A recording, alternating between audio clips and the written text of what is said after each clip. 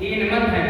एक मत है शास्त्र मत, दूसरा मत है संत मत और तीसरा मत है लोक मत।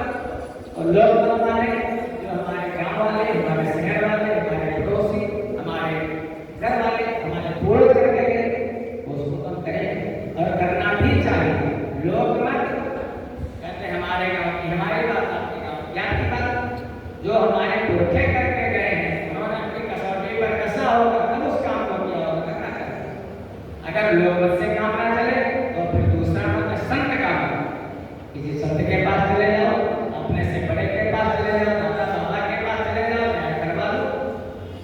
संत मत फिर अगर उससे भी बात ना करे तो फिर चले जाओ शास्त्र के शरण। शास्त्र मत शासनात् इति शास्त्रम, जो हमारे जीवन पर शासन करता है उसी को शास्त्र कहते हैं।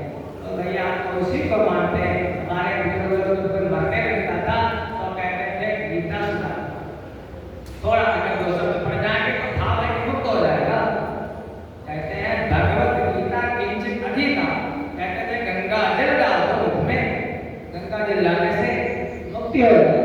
अगर हमारे बुजुर्गों ने सम्मान किया है और शास्त्र कहता है, भगवान जगतगुरु शंकराचार्य कहते हैं गंगे तव दर्शनार्थ मुक्ति, दरस परस मज्जनय रूपाना, हरै पाप कहा वेद पुराण।